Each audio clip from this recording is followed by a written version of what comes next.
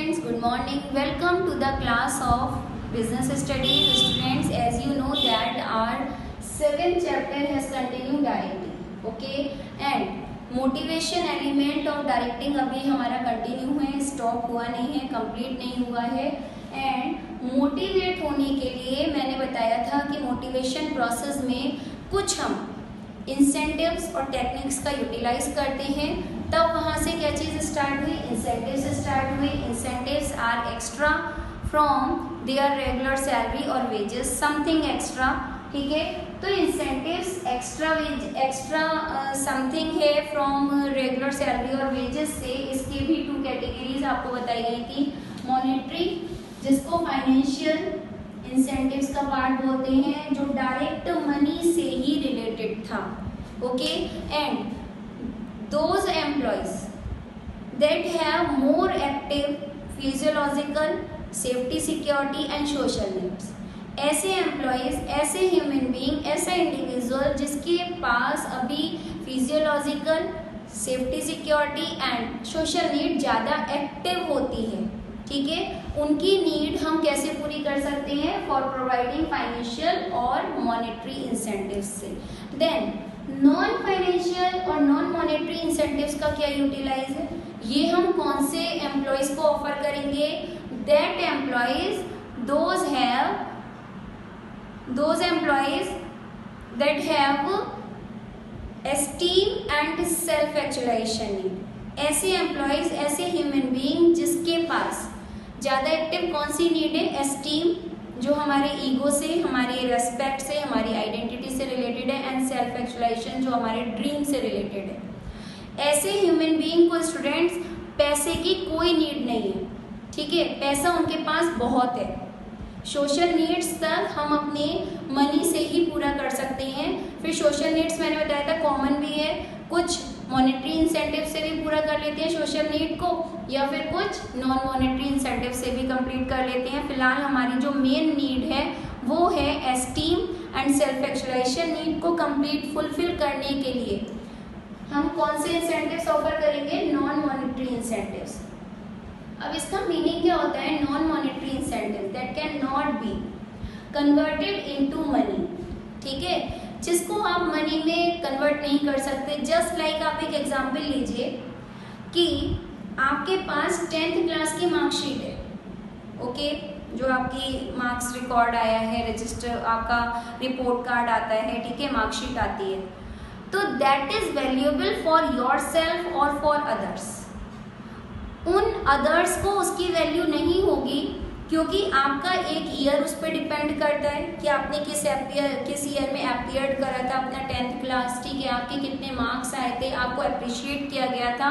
तो this is valuable for your self, ठीक, ना कि किसी अदर बंदे के लिए. अगर किसी छोटे बच्चे के हाथ में वो सर्टिफिकेट दे दिया जाए तो वो तो उसकी बोट बनाकर और एरोप्लेन बनाकर उड़ा देगा. तो कहने का मतलब ये है, या फिर जस्ट लाइक हम पीयर रिकॉग्निशन करवाते हैं और पीयर रिकॉग्निशन में किसी का हम रेस्पेक्ट अगर करवाते हैं तो उसमें हमने क्या करवाया, उसमें हमने एक उसका नाम लिख दिया नोटिस बोर्ड पर, अप्रिशिएट कर दिया, 3-4 जगह पे तारीफ कर दी आपकी. तो ये चीज़ क्या है, इसकी फीलिंग सिर्फ आपको हो सकती है या उस एम्प्लॉय को हो सकती है जिसकी आप ग्रुप में तारीफ कर रहे हैं. ठीक है, ना कि अदर एम्प्लॉयज़ के लिए. उन्हें क्या है, अरे अप्रिशिएट ही तो करा, क्या करा, कुछ नहीं दिया. तो ऐसे एम्प्लॉयज़ से मतलब है, नॉन मॉनेटरी इंसेंटिव से क्या मीन्स है कि जिसको आप मनी में मेजर कर नहीं सकते. वो certificate, that appreciation is valuable for you, not for others. ठीक है, तो जिसको आपके लिए वो चीज़ वैल्यूएबल है, दूसरे के लिए तो वो एक पेपर, सिंपल पेपर का एक टुकड़ा है. ठीक है, तो नाउ यहाँ पर मैनी एग्जाम्पल्स हैं types of non monetary incentives और नॉन फाइनेंशियल इंसेंटिव्स में. नंबर 1 आ जाता है स्टेटस. स्टेटस स्टूडेंट्स होता है rank, authority, responsibility, Prestige etcetera. When manager offer status, ठीक है, to their employees ki if you give your maximum or best in the organization then your rank will be high. तो कौन सा employ उससे ज़्यादा motivate हो सकता है स्टेटस ऑफर करने से कि आपकी भाई रैंक क्या हो जाएगी, हायर हो जाएगी। तो ऐसे एम्प्लॉय जिसकी एस्टीम नीड ज़्यादा उसके पास एक्टिव है, जिसकी एस्टीम नीड एक्टिव है, तो उसे अपनी रैंक हाई करनी है, उसे अपना नाम, अपना एप्रिशिएशन करवाना है, ठीक है, उसे अपनी एक आइडेंटिटी बनवानी है। इसलिए वो स्टेटस से क्या हो जाएगा, मोटिवेट हो जाएगा स्टेटस ऑफर करने से। नेक्स्ट आ जाता है organisational climate. Organisational climate is related with the relationship between superior and subordinates. Superior and subordinates के बीच का रिलेशनशिप से क्या मतलब है कि एक healthy working environment has provided by each and every organisation. It is the feature of every organisation कि भाई यहाँ का एनवायरनमेंट बहुत हेल्दी एनवायरनमेंट है। मैनेजर का जो एटीट्यूड होना चाहिए that is always be positive towards their employees. इससे क्या है फीचर, मैंने क्यों बोला किसी भी ऑर्गेनाइजेशन का फीचर ये ऑर्गेनाइजेशनल क्लाइमेट कहलाता है। यहाँ पे क्लाइमेट वो वर्किंग कंडीशन से नहीं है, यहाँ पर क्लाइमेट का मतलब है कि हमारा सुपीरियर हमें कितना सपोर्ट करता है, सुपीरियर के साथ कितनी अच्छी है अपने सबऑर्डिनेट्स की, अपने एम्प्लॉयज़ की, ठीक है, हमारे बॉस के साथ हमारी कितनी अच्छी बनती है। तो this is called organisational climate. हम एक एम्प्लॉय है, अगर उसके साथ आप अच्छा बिहेव करता है सुपीरियर या बॉस या जो भी कोई उसका जो मालिक है, ठीक है, वो उसके साथ अच्छे से बिहेव करता है तो मीन्स वो उसकी तारीफ बाहर जाकर भी करेगा कि नहीं इस फर्म का मैनेजमेंट बहुत अच्छा है, वो अपने एम्प्लॉयज़ को बहुत सपोर्ट करता है, उनको हमेशा अप्रिशिएट करता है। तो सिर्फ हम मनी अर्न करने के लिए किसी फर्म में नहीं जाते, अपना एक आइडेंटिटी करने के लिए, अपनी एक आइडेंटिटी को अर्न करने के लिए, अपनी एक रिकॉग्निशन, अपनी एक पहचान बनाने के लिए भी हम क्या कहाँ जाते हैं, किसी भी फर्म में जाते हैं। और इसी का जस्ट अपोजिट ले लीजिए कि अगर if manager applied negative impact towards their employees, ठीक है, अगर सुपीरियर का, बॉस का, मैनेजर का अगर निगेटिव एटीट्यूड है अपने एम्प्लॉयज को लेकर, then it will be spoil the image of the organisation. और positive attitude goodwill of firm, goodwill और इमेज फर्म की क्या कर देगा, अप कर देता है। तो इसको बोलते हैं organisational climate. Then students, job enrichment and challenging jobs. इतना सबको पता है कि when employees are working similar और routine jobs again and again that he will get bored. तो उसको कैसा फील होने लगता है कि वो बोरिंग हो रहा है एक जैसा ही काम करते करते। तो चैलेंजिंग जॉब्स का मतलब है whenever there will be opportunity has given by the manager of firm to their employees. कुछ चैलेंजिंग जॉब्स आपको करने को दी जाए, परफॉर्मेंस में ऑटोनॉमी मिल जाए, फ्रीडम मिल जाए करने के लिए, कुछ स्पेसिफिक टास्क अगर आपको मिलेगा करने के लिए, तब हम उसको क्या करेंगे, हम अपने टैलेंट के साथ, फुल स्किल के साथ उस वर्क को करने के लिए कोशिश करेंगे कि नहीं हमारा प्रमोशनल, हमारी रैंक भी क्या हो सकती है, इससे हाई हो सकती है। तो रूटीन जॉब जहाँ पे करवाया जा रहा है उसमें हमें अगर मज़ा नहीं आ रहा कि इतना काम तो हम रेगुलर कर ही लेते हैं, कुछ चैलेंजिंग जॉब्स, कुछ हमारे पास जॉब एनरिचमेंट आया है, तो जॉब एनरिचमेंट को और चैलेंजिंग जॉब्स को असाइन भी करना एक मोटिवेशन टेक्निक और उसके इंसेंटिव्स का ही एक पार्ट है। बट रूटीन जॉब के कौन करेगा, जिसके अंदर ज़्यादा से ज़्यादा फिजियोलॉजिकल और सेफ्टी सिक्योरिटी नीड एक्टिव होगी। बट एस्टीम नीड वाला क्या है कि भाई ये वाला काम तो रेगुलर एक्टिविटी तो हमें बहुत करनी आती है, हमें कुछ अपना चैलेंजिंग जॉब्स को एक्सेप्ट करना है। क्यों?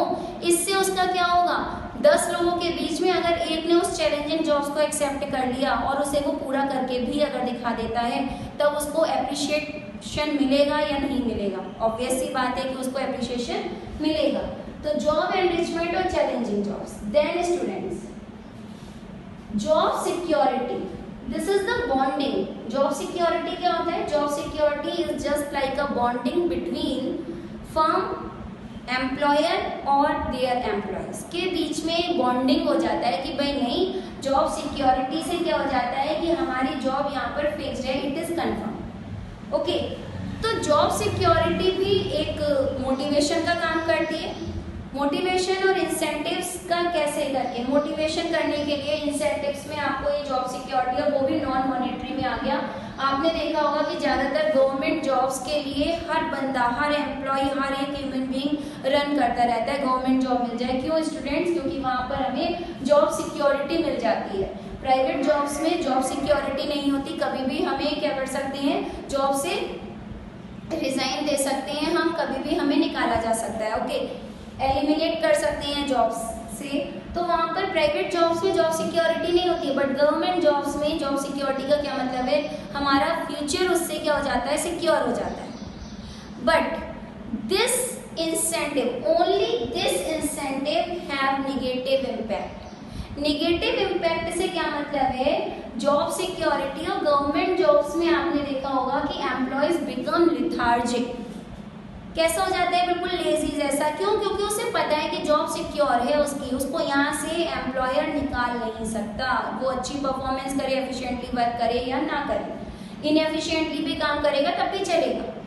तो यहाँ पर जॉब सिक्योरिटी का एक नेगेटिव इम्पैक्ट क्या है कि employees become lethargic in job security. ठीक है, then employees recognition. Employees recognition अभी तक आपसे बार बार कहा जा रहा था कि भाई किसी को अपनी अगर रिकॉग्निशन, अपनी एक आइडेंटिटी, अपनी एक पहचान बनानी है तो वो हम एस्टीम नीड में क्या करते हैं, इन्वॉल्व कर लेते हैं। यहाँ पर एम्प्लॉयज रिकॉग्निशन एम्प्लॉयज की पहचान से मतलब है, and that employee is more motivated, ज़्यादा से ज़्यादा मोटिवेट हो जाएगा इस इंसेंटिव से, एम्प्लॉयज रिकॉग्निशन से, that have more ego satisfaction, जिसके अंदर अपना ईगो ही हर बार सेटिस्फाई करने की एक क्या है, उसके अंदर नीड है, उसको एस्टीम नीड ज़्यादा है, जो ईगोइस्टिक होती है। ठीक है, जिन्हें अपना ईगो हमेशा सेटिस्फाई करना पड़ता है। ठीक है, वो सिर्फ अपने बारे में अगर सोचते हैं तो उनके लिए क्या करा जा रहा है, एम्प्लॉयज रिकॉग्निशन चाहते हैं। और ये वाला अगर इंसेंटिव आपने ऑफर कर दिया मीन्स वो क्या हो जाएगा, इससे that employee will be motivate हो जाएगा। अब employees recognition, when employee, any employee performed very well in the group of the organisation, ठीक है, then it will be appreciated by the manager और firm to their employee in the group. बंद कमरे में किसी को अप्रिशिएट करना recognition नहीं है। क्या पहचान बनी? कोई पहचान नहीं बनी। लेकिन अगर आपने ग्रुप में 10 लोगों के सामने भी अगर उसको अप्रिशिएट कर दिया तो वो क्या चीज़ क्या कहलाती है, उसका नाम हो गया। और वो क्या चाहता है, सिर्फ अपना ईगो। ईगो किस चीज़ का, कि भाई मैं हर समय, ठीक, कि मैं ये और मैं वो, मैंने इतना अच्छा काम करा, मैंने इतना अप्रिशिएट करा मुझे मैनेजर ने, ठीक है, मुझे ये रिवॉर्ड मिला, मुझे वो वाला रिवॉर्ड मिला, मुझे इतना प्राइज मिला। ठीक है, तो दिस टाइप हर समय जो अपने ही बारे में सोचता है, उस बंदे को अगर आपने अप्रिशिएट कर दिया मीन्स उसका ईगो से सेटिस्फाई हो जाएगा। तो this is also a type of non monetary incentives. क्यों? क्योंकि उसको किसी पैसे से मतलब नहीं है, उसे किसी बोनस कमीशन से मतलब नहीं है। वो कह रहा है एक बार मेरी तारीफ कर दो बस, अगर मैं अच्छा काम कर रहा हूँ। क्यों? क्योंकि कोई भी बुरा काम करता है तो फौरन से हम उसको डांटने लग जाते हैं कि भाई नहीं, तूने ऐसा गंदा सा काम करा। लेकिन अगर वही बंदा कोई भी 10 बार के बाद में अगर 11वीं बार वो बहुत अच्छा काम कर रहा है तो क्या आपको एक बार एप्रिशिएशन नहीं देना चाहिए उस बंदे को? और जिससे क्या होगा, वो मोटिवेट होकर बहुत अच्छी अगली बार तो और अच्छा काम करेगा। उसे पता है कि मेरे मैनेजर ने, मेरी फर्म ने मेरी तारीफ करी, मुझे अप्रिशिएट करा। ठीक है, then students, employees participation. When any firm frames any type of rules and regulations, and especially when these plans are related with the employees, then it is also a type of non-monetary incentives, because ये क्या कह रहे हैं कि when firm frame any type of plan, किसी भी तरीके का प्लान बना रहे हैं, और especially when these plans are related with the employees, then employees participation is must। आप उनसे कंसल्टेंसी के बाद ही क्या करिए, आप उस प्लान को फ्रेम कीजिए। क्यों? क्योंकि when these plans are implemented in the organization then that has done by the employees, तो एम्प्लॉयज इसको ज़्यादा एफिशिएंटली से वर्क परफॉर्म करेंगे because you have made plan after the consultancy with them. आपने उनसे कंसल्ट करने के बाद वो प्लान बनाया था, then only employees perform that work very efficiently. और हमें वर्कर्स का more efficiently with maximum efforts ही चाहिए। वो ज़्यादा से ज़्यादा अपनी पावर का यूटिलाइज करें, अपने एफिशिएंसी लेवल से वर्क करें, अपना मैक्सिमम फर्म को दें। तो इसमें क्या बात है कि अगर आप कोई भी प्लान बना रहे हैं और स्पेशली उन्हीं से रिलेटेड वो प्लान है, जस्ट लाइक प्रोडक्शन मैनेजर ने अपना टास्क डिसाइड करा कि भाई हमें इतना प्रोडक्शन करना है, लेकिन रियल में प्रोडक्शन करता कौन है? एम्प्लॉयज़ प्रोडक्शन करते हैं। तो अगर वो प्रोडक्शन टारगेट हम एम्प्लॉयज़ के सामने रख दें कि भाई नहीं, हमारे पास इतना प्रोडक्शन आया है, टारगेट आया है, क्या हम इतने टाइम में पूरा कर लेंगे? तो दैट ऑर्डर आपने क्या करा, अपने एम्प्लॉयज से कंसल्ट करा, तो that order will be done on time after consultancy with the employees. हमने ये ऑर्डर टाइम पर पूरा कर सकते हैं। क्यों? क्योंकि आपने वर्कर्स से, एम्प्लॉयज से कंसल्ट करने के बाद ऑर्डर फिक्स्ड कर दिया, तब वो इसको ज़्यादा एफिशिएंटली से काम करेंगे। और एफिशिएंसी से अगर वर्क होता है तो टाइम पर टास्क भी पूरा हो जाता है और कॉस्ट भी पर यूनिट कम हो जाती है और प्रॉफिट भी मैक्सिमाइज हो जाता है। देन एम्प्लॉयज एम्पावरमेंट, इसको मैंने बताया था ऑटोनॉमी भी बोलते हैं। ऑटोनॉमी का क्या मतलब होता है? Autonomy means more freedom. ज़्यादा से ज़्यादा क्या करना? फ्रीडम प्रोवाइड कर देना। क्योंकि कुछ एम्प्लॉयज़ का ये मानना है कि हम रेस्ट्रिक्शंस लगाकर वर्क अच्छा परफॉर्म नहीं करते हैं, आप हमें क्या दे दो, आप हमें पावर्स दे दो, आप हमें फ्रीडम दे दो, ज़्यादा से ज़्यादा एम्पावरमेंट हमारे हाथ में दे दो, तब हम अपना मैक्सिमम फर्म को करके दिखाएंगे। तो कुछ एम्प्लॉयज़, कुछ सबने, कुछ एम्प्लॉयज़, कौन से एम्प्लॉयज़? जिनके अंदर एस्टीम और सेल्फ एक्चुअलाइजेशन नीड ज़्यादा एक्टिव है, that employees get motivated with employees empowerment और ऑटोनॉमी। एंड लास्ट स्टूडेंट्स रह गया कैरियर एडवांसमेंट। कैरियर एडवांसमेंट्स का मतलब होता है promotional opportunities, promotional opportunities. And promotional opportunities का क्या मीन्स है? प्रमोशनल अपॉर्चुनिटीज कि whenever manager present or given promotional opportunities or career advancement to their employees, then employees will perform that type of career opportunities more efficiently with hope that they will be get higher rank in the organization if they perform very best in the organization। अगर वो इस promotional opportunities को, promotion का क्या मतलब हो गया कि भाई यहाँ पर भी हमको हायर रैंक ही प्रोवाइड करवाई जाएगी। तो एम्प्लॉयज के माइंड में क्या है कि अगर हम बहुत अच्छा परफॉर्म करेंगे, if they give their maximum and with their skills, completely skills और क्रिएटिविटी के साथ अगर उस प्रोजेक्ट में वो वर्क करने के लिए लग जाएंगे, तब उन्हें क्या होप होगी कि उन्हें भी हायर रैंक ऑफर की जा सकती है। तो these types of non monetary incentives have done. Status, higher rank इसमें आ जाता है, ठीक है, अथॉरिटी, रेस्पॉन्सिबिलिटी, सारी चीजें हाई हो जाती हैं। देन ऑर्गेनाइजेशनल क्लाइमेट में relationship between superior and subordinates बताया गया कि इनके बीच का रिलेशन बहुत अच्छा रहता है। अगर पॉजिटिव एटीट्यूड है मैनेजर का, then image of the firm high हो जाती है। और अगर नेगेटिव इम्पैक्ट है या बहुत वेरी बैड बिहेव करता है अपने सबऑर्डिनेट्स के साथ, कभी भी सपोर्ट नहीं करता, then it will be spoil the image of the firm. Job enrichment in challenging jobs और ज़्यादातर कैरियर एडवांसमेंट स्टूडेंट्स एक जैसे ही पार्ट्स हैं। Job enrichment in challenging jobs ने बताया कि रूटीन जॉब करने से अगर हम बोर हो जाते हैं तब हमें हमें समथिंग एक्स्ट्रा करना है।